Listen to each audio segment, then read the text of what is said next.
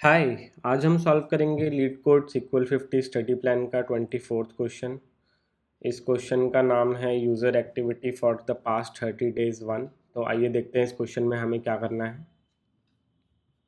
यहाँ पे हमें एक टेबल दी गई है एक्टिविटी और उसका स्कीमा है user ID, session ID, activity date and activity type.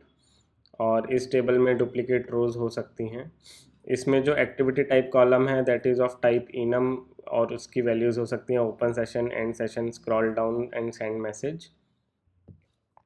तो विच मीन्स ये एक यूज़र का एक्टिविटी लॉग है जो यूज़र कोई लॉग इन लॉग आउट कर रहा है या कोई एक्टिविटी परफॉर्म कर रहा है उसका लॉग है इस टेबल में। तो क्वेश्चन स्टेटमेंट देखते हैं। Write a solution to find the daily active user count for a period of 30 days ending 2019-07-27 inclusively. A user was active on some day if they made at least one activity on that day. तो if we see the first line here, इसका मतलब है हमें last 30 days का user activity log table में से count बताना है कि डेली कितने एक्टिव यूज़र्स थे। और जो हमारी एंड डेट होगी वो होगी 2019 27 जुलाई। तो इसमें से 30 डेज़ बैक हमें जाना है, ऐसे हमें अपनी क्वेरी लिखनी है। ठीक है। और नेक्स्ट स्टेटमेंट इज़ एक यूज़र एक्टिव तब होगा जब उसने उस दिन में एटलीस्ट एक एक्टिविटी परफॉर्म करी होगी। और हम हमारा रिजल्ट किसी भी ऑर्डर में दे सकते हैं। तो चलिए नीचे दिए गए एग्जांपल से समझते हैं। यहाँ पे एक्टिविटी टेबल है user ID, session ID, activity date and activity type. तो यहाँ पे you can see if we see distinct user ID there are 4 distinct users और उनकी मल्टीपल सेशन आईडी है और उन्होंने कौन से डे पे लॉगिन करा है, ओपन सेशन करा है, एंड सेशन करा है या कुछ भी एक्टिविटी परफॉर्म करी है उसकी डेट भी यहाँ पे लॉग्ड है। और if you see the output, यहाँ पे आउटपुट में हमें दो डेट्स मिल रही हैं। For 20th July there were 2 active users and for 21st July also there were 2 active users. Now if you see there are dates for 25th June also, but अगर हम देखेंगे हमारी जो एंड डेट है 27 जुलाई और हमें उसे 30 डेज़ बैक जाना है तो हमारा 30 डेज़ बैक होगा एक्चुअली 28 जून तक। तो 28 जून से पहले की कोई भी एक्टिविटी होगी उसको हमें कंसिडर नहीं करना है। तो इसलिए यहाँ पे हमारे आउटपुट में वो रिज़ल्ट नहीं दिख रहा है। तो हमारे सीक्वल सोल्यूशन में इफ़ वी सी हमसे पूछा गया है आउटपुट में हमें देना है day and active users column. तो let's start writing the solution. यहाँ पे we will write select and activity date will be day. तो we can give select activity date और इसको हम एलियास दे देते हैं as day. Okay. And next is हमें यूज़र काउंट करने हैं तो वी कैन से काउंट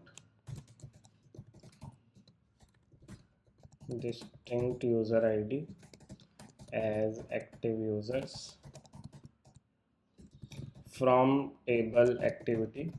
अब यहाँ पे हमें फ़िल्टर कंडीशन लगानी है फॉर द डेट। तो एज आई मैंशन वैसे हम यहाँ पे डेट सब्ट्रैक्ट मेथड का भी यूज़ कर सकते हैं बट और we can directly also give the date. तो यहाँ पे मैं डायरेक्टली डेट दे देता हूँ वेयर एक्टिविटी डेट। तो यहाँ पे जब हमें ग्रेटर देन लेस देन दोनों यूज़ करने होते हैं तो वी कैन यूज़ बिटवीन। और बिटवीन जो होता है हमारा वो इंक्लूसिव होता है उन वैल्यूज़ के जो हम बिटवीन के लिए देते हैं। तो दिस स्टेटमेंट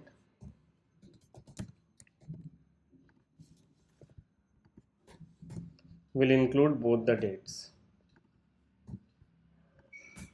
और यहाँ पे क्योंकि हमने एग्रीगेशन यूज़ किया है we will use group by activity date और हमें कोई भी सॉर्टिंग या ऑर्डर बाय लगाने की ज़रूरत नहीं है। तो चलिए इस क्वेरी को रन करके देखते हैं। ओके, यहाँ पे एक गड़बड़ हो गई है। एक्चुअली ये डेट हमें बाद में देनी होगी तो ग्रेटर देन लेस देन के लॉजिक से। तो चलिए अब इसको एग्जीक्यूट करते हैं।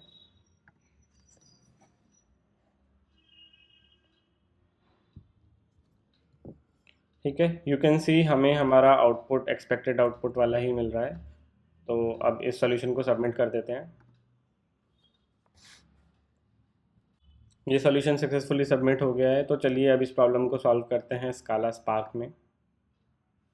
एज ऑलवेज हमारे पास हमारा स्पार्क सेशन रेडी है और मैंने एक्टिविटी टेबल को यहाँ पे एक्टिविटी डेटा फ्रेम में स्टोर कर लिया है। तो चलिए अब हम अपना ट्रांसफॉर्मेशन लगाते हैं। तो we will store this in the result data frame और एक्टिविटी डेटा फ्रेम पे सबसे पहले तो हमें फ़िल्टर करना है फॉर द एक्टिविटी डेट। तो activity date and we can say greater than equal to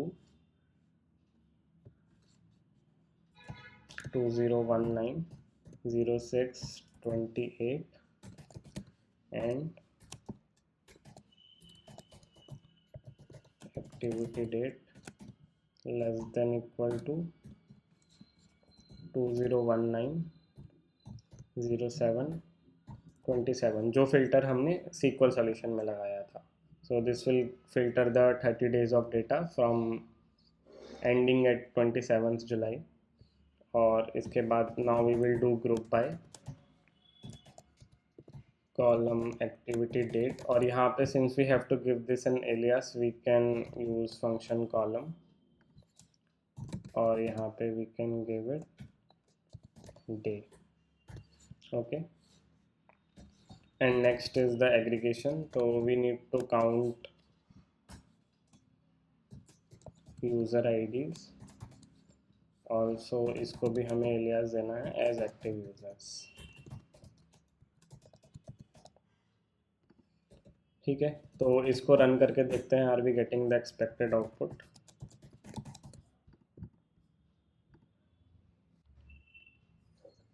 Okay, we are getting the same output as we were getting with the LeetCode SQL solution।